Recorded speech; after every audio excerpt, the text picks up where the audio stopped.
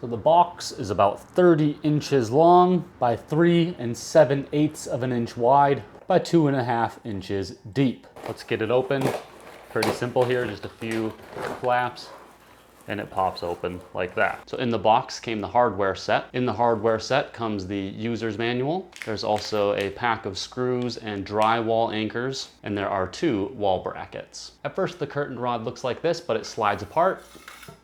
And it's actually 2 pieces like that. The inner rod looks to be about 5/8 of an inch wide. The outer rod looks to be about 3/4 of an inch wide. The brackets take up about 2 1/4 inch by 1 7/8 inch. And it looks like the curtain rods will project off the wall by about 3 3/8 of an inch. So it's made of an alloyed steel, and all in all, it weighs less than 1.5 pounds.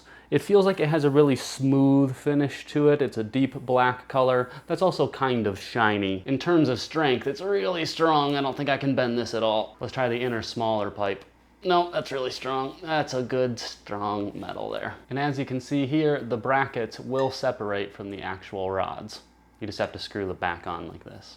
At its shortest, the outside of the rod appears to be 28 7/8 of an inch. And the inner part of the brackets reach about 24 7/8 of an inch. The little foot of the bracket here appears to be about 11/16 of an inch wide, and it appears to protrude no further than about 3/16 of an inch. And at its shortest length, the outside edge of the foot of the bracket appears to be about 26.5 inches. When it's extended as far as possible, the outside edge of the foot of the bracket is about 51 3/4 of an inch. And at its widest point from end to end, the entire rod measures about 54 1/2 inch. So other than the hardware that comes with it, the tools you'll need for this project include a hammer, Phillips screwdriver, a pencil to mark your holes in the wall, and a drill to prep your holes. So for our hardware, we're gonna have 2 brackets. So you'll see that there is an indented side like that, and there is a flatter side like that.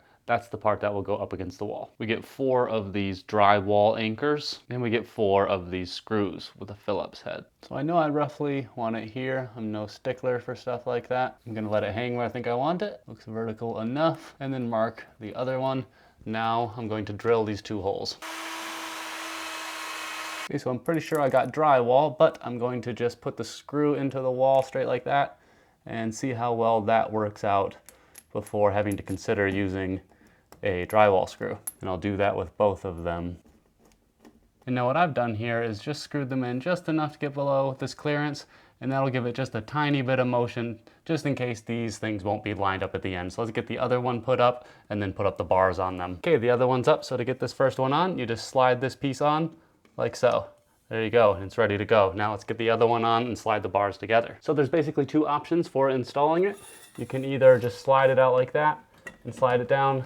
That's pretty easy, but if you're gonna change the actual curtains, you might just want to screw in this smaller one like so, retract it, and then hang up the curtains before screwing it back in. So now let's install our curtain so we can see how it looks. Let's check it out. So it works just perfectly for my curtain because I measured up my curtain to be like that. If you had a longer one, it would actually wrap it around like that as well. Right now it is the middle of the day, so let's turn off the lights and see if this is actually letting any light in.